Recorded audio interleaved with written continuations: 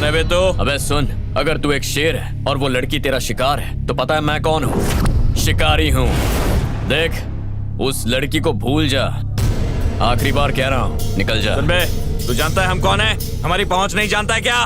मेरा घूसा खाने से पहले सब लोग यही डायलॉग बोलते हैं। जितना वक्त ये फालतू बकवास करने में जाया किया उतने वक्त में मैं तुझे 2 बार मारता। बहुत गर्मी है ना तुझमें?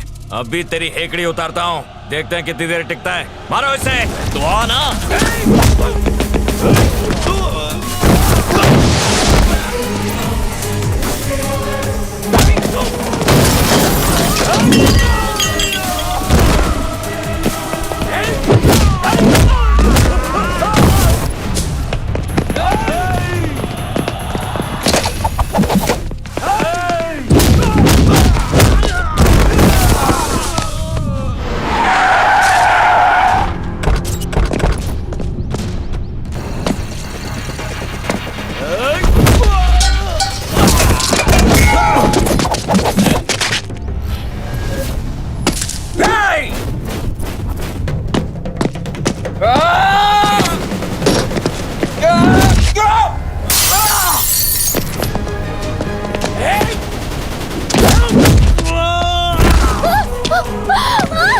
कहाँ जा रही है?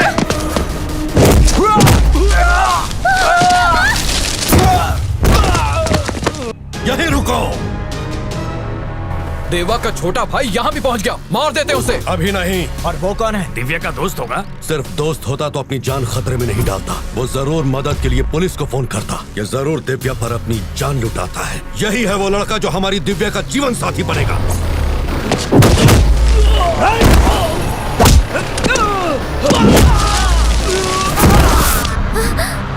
पापा, आप क्या? चलो। मैं नहीं जाऊंगी। एक शब्द नहीं, चलो।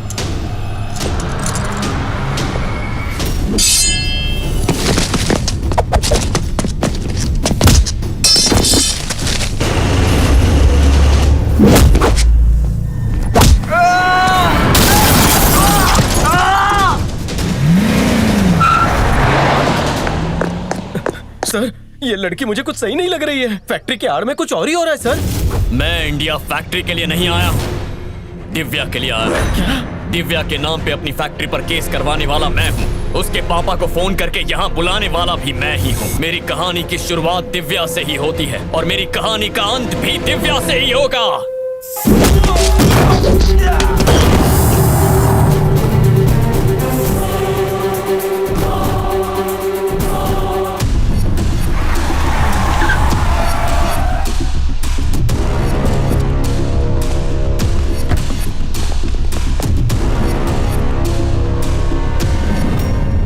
दिव्या, चलो आओ। चुप कर।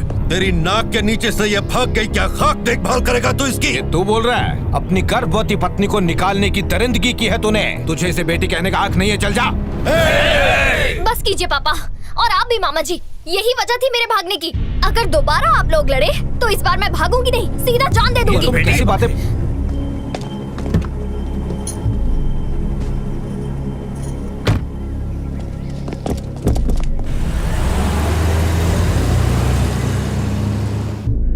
वो कौन था जिसने दिव्या की जान बचाई? पता नहीं कौन था, पर उस लड़के ने छोटे मालिक की हड्डी पसली एक कर दी। तुम लोग देखते रहे।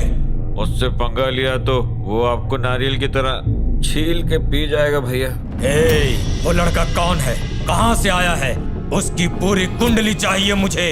इसका मतलब है कि आप विदेश से अपनी फैक्ट्री के लिए नहीं, उस लड़की के लिए आए। ये क्या राज है? इस कहानी की शुरुआत मेरी माँ से होती है। मुझे लगा मेरी सगाई से मेरी माँ को खुशी होगी, लेकिन मेरी सगाई के बाद पता चला कि वो बहुत दुखी है। देखा माँ, हरा दिया ना आपको। मैंने ऐसा गेम खेला कि आप चारों खाने चित हो गई। मैंने तुम्हारी शादी को लेकर कितने सपने देखे थे। सोचा था अपनी पसंद की बहू लेकर आऊंगी। सोचा मेरी गलती तुम सुधार लोगे। अब क्या कह रही हैं? हुआ क्या है? मैंने तुमसे बहुत बड़ी बात छुपाई है, और वो ये कि मैं अनाथ हूँ। 6 साल की थी तभी माता पिता गुजर गए। बापू ने ही मुझे पाला पोसा है। उनके परिवार ने मुझे बहुत प्यार दिया। बेटा, ये सालों पुरानी बात है। मेरे और बापू के पिता अच्छे दोस्त थे। पिताजी के गुजरने के बाद बापू और उनके भाइयों ने मेरा ख्याल रखा। बापू के एक बचपन के दोस्त थे, उनका नाम था बल्ली ठाकुर। बल्ली ठाकुर की 4 बहनें थी। दोस्ती को रिश्तेदारी में बदलने के लिए मेरी शादी बल्ली ठाकुर से तय हुई और उनकी बहनों की शादी बापू और उनके भाइयों से तय हुई। मेरी पढ़ाई खत्म होते ही बल्ली के साथ मेरी शादी होने वाली थी। इस बीच बापू और उनके भाइयों की शादी हो चुकी थी, पर मुझे तुम्हारे पापा से प्यार हो गया था। मुझ में हिम्मत नहीं थी बापू को ये सच बताने की, इसलिए मैंने बल्ली को सब बता दिया। तुम ये क्या कह रहे हो? मैं ये शादी नहीं कर सकता। सारी तैयारियां हो चुकी हैं, सारे न्योते पड़ चुके हैं, तुम इनकार कैसे कर सकते हो? तुम्हारी बहनें और हम सब कितने खुश थे। कुंडली के मुताबिक हमारी शादी नहीं हो सकती। शादी नहीं हुई तो उसकी बदनामी होगी। वो मैं नहीं जानता, लेकिन मैं ये शादी नहीं कर सकता। माफ कीजिए। लेकिन बल्ली ने हमारी शादी कोर्ट में करवा के हमें गांव से बाहर भेज दिया। बल्ली ठाकुर के बहुत उपकार हैं हम पर। बापू को ये बात पता चल गई और बल्ली से रिश्ता तोड़ लिया। निकल यहाँ से। मेरी बहन को भगाकर उसकी शादी करवा दी, मैं कभी क्षमा नहीं करूंगा तुझे। अब मैं इसका दंड तेरी बहनों को घर से निकाल कर तुझे दूंगा। पति होते हुए भी तेरी बहनें विधवा का जीवन व्यतीत करेंगी। अपनी बहनों को उस हालत में देखकर तू जीवन भर खून के आंसू रोएगा। चलो निकलो, निकलो यहाँ से। निकलो, जाओ, निकलो। उस वक्त बल्ली की बड़ी बहन पेट से थी। उन्होंने एक प्यारी सी बेटी को जन्म दिया। बापू बच्ची को घर लाना चाहते थे, पर बल्ली ने देने से इनकार कर दिया। बात अदालत तक चली गई। अदालत ने ये फैसला लिया कि बच्ची हमेशा के लिए माँ के पास रहेगी, पर उसके पिता महीने में एक बार उससे आकर मिल सकते हैं। उसी दिन के बाद मैंने एक फैसला लिया था कि तुम्हारी शादी मैं दिव्या से करवाऊंगी, ताकि जो गलती मैंने की है उसकी माफी मांग सकूं। तो इस बारे में मैंने बल्ली से बात की। सरस्वती, तुम्हारे इस फैसले से कुछ भी बदलने वाला नहीं है। तुम तो जानती ही हो, तुम्हारे लिए सबके दिलों में नफरत घर कर चुकी है। दिव्या को बहू बनाने का सपना छोड़ दो। मेरी वजह से दोनों की दोस्ती टूट गई। सोचा था ये रिश्ता करवा के अपना प्रायश्चित कर पाऊंगी, पर सब कुछ उल्टा हो गया।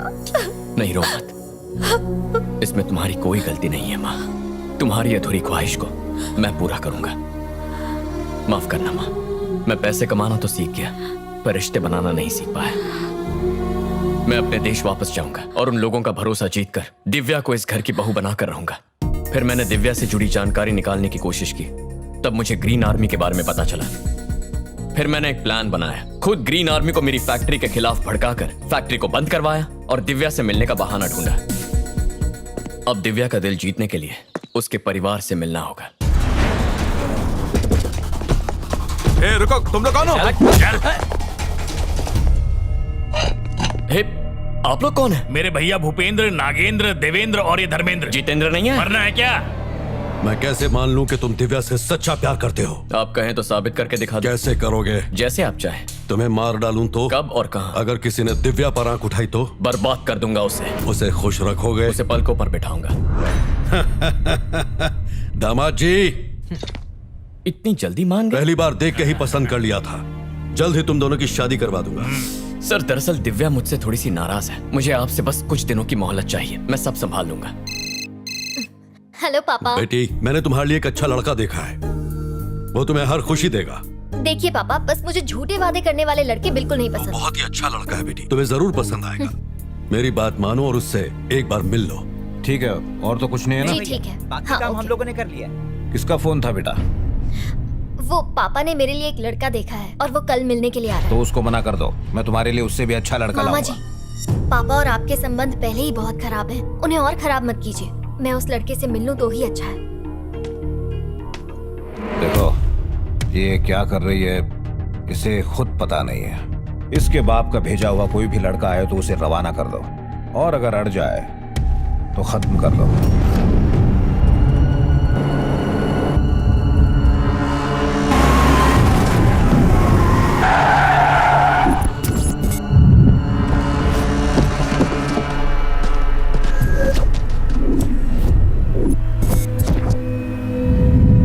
लगता है लड़का इसी गाड़ी में है। जाओ, जाके खत्म कर दो इसे।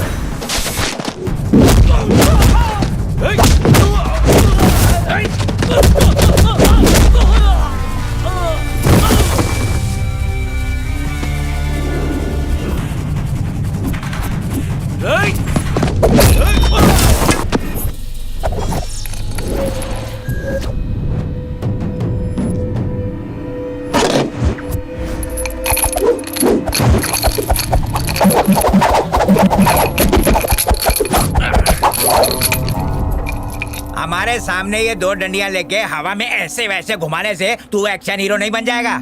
बहुत दिनों से इसका इस्तेमाल नहीं किया, कोई ढंग का मिला ही नहीं। क्यों ना तुम पे ट्राई करूं। डर तो नहीं जाओगे ना? इस खिलौने से कौन डरेगा? तो चल आजा, 2-2 हाथ हो ही जाए। देखते हैं आज तुम्हारे ये हथियार जीतते हैं या मेरा ये खिलौना तुम्हारा नक्शा बिगाड़ देता है।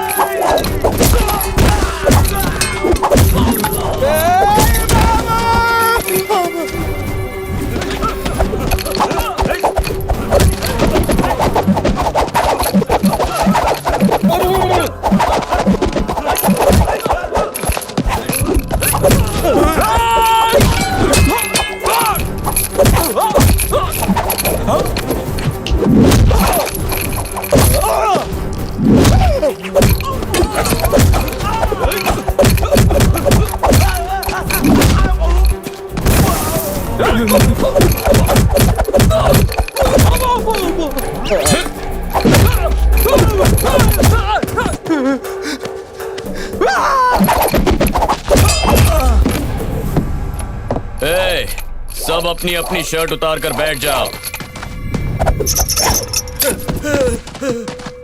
तो बच्चों, इस खिलौने से क्या सीखा? हर खिलौना बच्चों के खेलने का नहीं होता। आप जैसा भोला भाला दिखने वाला आदमी भी कभी कभी खतरनाक हो सकता है। सेहत से तो गुंडे नहीं लगते हो। वैसे करते क्या? बल्ली ठाकुर क्या काम करते हैं? क्या मिलता है? 2 वक्त का खाना और 1000 रुपया रोज मिलता है? साल में 1